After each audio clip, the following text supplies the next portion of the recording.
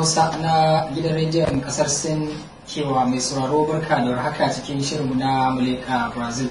A yau Sami Alhassan tare da Mamma Adam muke farin cikin gabatar muku da wannan shiri. Malam Mamma, an kammala wasannin ranar Juma'a 20 ga wata. Kaga yadda wasa ya kaya. Faransa ta lalasa abokiyar karawarta wato Switzerland da ci 5-2, ko da yake dama Faransa ta ci wasan ta na farko. Sannan akwai wasa tsakanin Honduras da Ecuador, inda Ecuador ta doke ita Honduras din da ci 2-1. Wannan a rukuni na 5 kenan. A rukuni na 4 akwai wasa tsakanin Italiya da kasar Costa Rica. Costa Rica ta samu nasara kan Italiya da ci 1 mai ban haushi, inji Bahaushe. Kasan Italiya tana ɗaya daga cikin manyan kasashen da ake tsammanin za su yi tasiri a wannan gasa, kuma ta ci wasanta na farko, sai gashi a wannan karo labari ya sha bambam. Ta sha kashi hannun wato kasar Costa Rica. Ya kalli wannan nasara da Costa Rica ta samu kan Italiya. To gaskiya Malam Saminu, ko da yake kace masu sauraron mu, ina so in kara da masu kallon mu haka da mun shirin wato ana kallon sa kuma ana sauraron sa. Gaskiya wasar da aka buga tsakanin wato Italiya da Costa Rica ta bani mamaki kwaran gaske.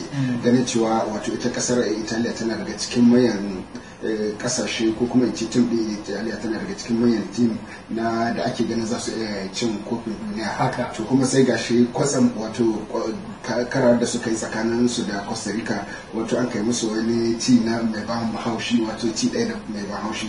Kuma gaskiya abin ya ba mutane mamaki kan cewa gudar tim ta kasar Italiya a ce karamar tim ta ba ta kashi haka. Kuma idan ka dubi yanayin wasan ma ya sha bamban da wasanninsu na farko.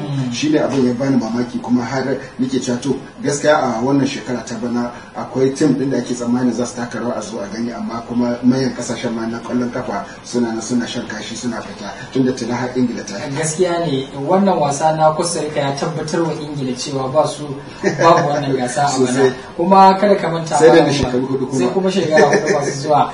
Wannan kasa ta Costa Rica ba ta cikin ma manyan kurbuka 10 da hukumar FIFA ta sanya a matsayin wato kurbuka mafiya karfi a jerin wato kungiyoyi da ta lissafa a watan Mayu da ya gabata.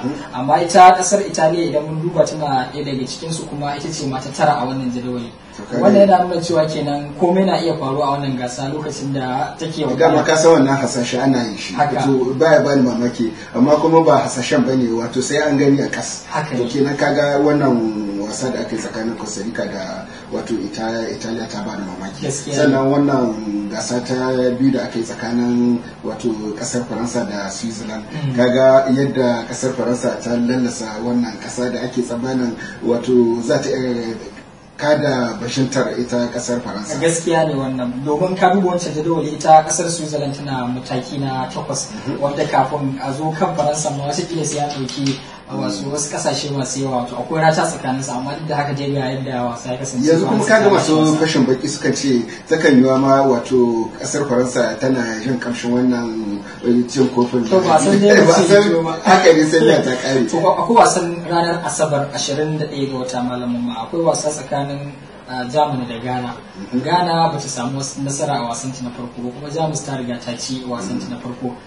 Wasa ne wanda ake tsammanin zai kayatar matuƙa, ba musamman ba ko Jamus za ta tabbatar da matsayinta ko kuwa wato rishe zai juya da muja, shi ne ba mu sani ba. Akwai kuma wasa a rukuni na 6 tsakanin Argentina da Iran da kuma Nigeria da Bosnia Herzegovina. To ka san musamman ma wasa Argentina da Iran, mutane suna jiran wannan wasa, domin ana ganin cewa wato Iran tana kokarin ta nuna karfinta ita ma a fagen wato wasan kwallon kafa. Sannan kuma ka san Najeriya ita ma ta kamata a ce ta ci wannan wasa, amma duk da haka ana fatan wato tim din wato da suka fito daga nahiyar Afirka su taka rawar a zuwa ganin, tunda a yanzu haka dai ba a cewa ana da tabbas kan waɗannan kungiyoyin ko kuma ci waɗannan kasashe da suka halarci wannan gasar cin kofin duniya da sunan Afirka. Idan na fahimce ka malamin wasan Najeriya na yau zai tabbatar da matsayin ita nahiyar ta Afirka, tunda har zuwa yanzu babu wani club daga nahiyar da ya ci wasannin sa kwaya biyu ma a jere.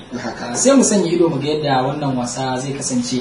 Idan mai sauraro na farin cikin ko fatan kasancewa tare da mu, ko ya bada gudunmawa cikin wannan shirya, ya tuntuɓe mu kan adireshin mu na yanar gizo wato Hausa SRI SN, ko kuma ya bi mu ta adireshin mu na Facebook da aka saba.